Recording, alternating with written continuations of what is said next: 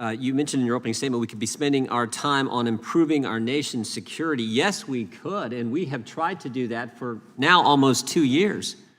We have a border that is no longer a border. We'd love to talk about it. We'd love to talk about the fact that we went from safe streets to record crime in every major urban area and try to figure out how we can help those situations, but you guys won't do it. I think I speak for every Republican member on the Judiciary Committee, probably every Republican member in Congress. We would love to focus on those issues, but you won't do it. You talked about the FBI, and we shouldn't be disparaging the FBI. I agree. The vast majority of the Americans, I think your quote was Americans doing their job at the FBI. I agree with that. They're good people. In fact, we know of 14 of them who've come to our office as whistleblowers and talked about the political nature that overwhelms the Washington field office and the FBI.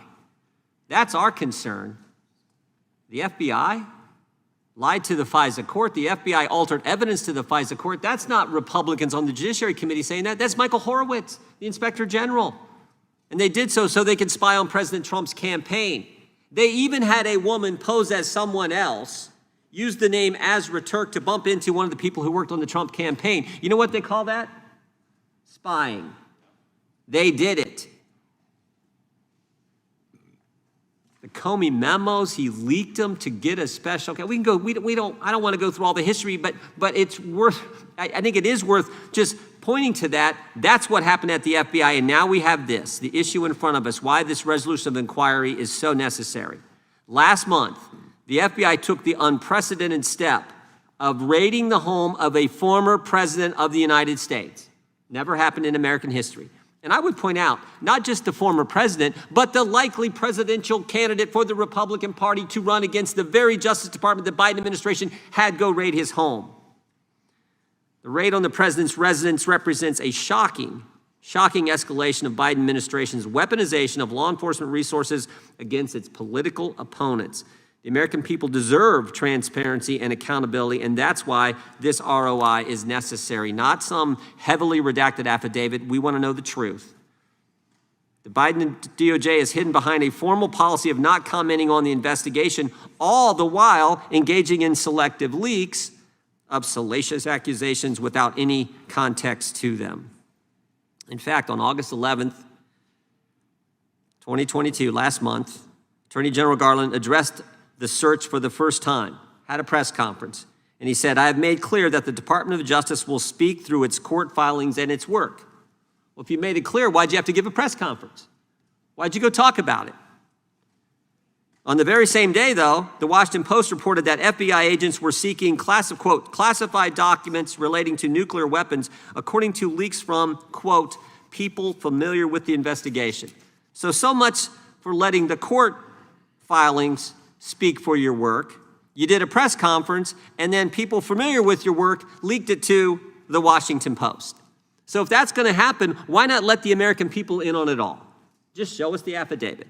The New York Times later reported that President Trump had, quote, more than 300 classified documents at Mar-a-Lago, according to leaks from, again, quote, people briefed on the matter.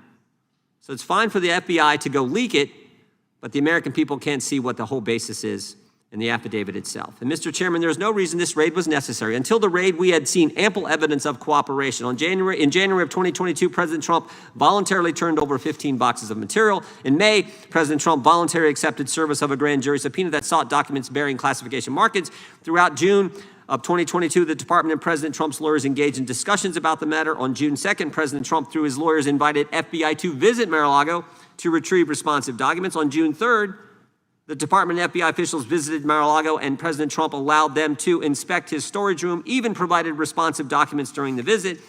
During the visit, President Trump told them, quote, whatever you need, just let me know. On June 8th, the FBI requested that the president further secure the storage room, which he did. Despite all of this, the Attorney General personally approved the decision to seek a warrant for excessive and unprecedented access to President Trump's private home. During the Biden administration, the department has shattered public confidence in equal application of the law. The department has filed politically motivated lawsuits against Republican-led states, artificially inflated domestic violence extremism statistics. We know that because a whistleblower has told us that they're juicing the numbers. And he's used counterterrorism resources to target parents at school board meetings. And again, we know all that because brave whistleblowers at the FBI agents have come forward and talked to us. The department has also selectively prosecuted and investigated political opponents of the Biden administration. A pattern has also emerged of Attorney General Garland seeking to prosecute cases against political opponents through leaks to friendly media sources rather than the courtroom. These actions not only undermine the stated mission of the department, they violate the most fundamental tenets of our country. That's why it's critically important that we get access to the unredacted affidavit. We must begin the process of bringing accountability to this agency. I would urge support for the resolution. Thank you, Mr.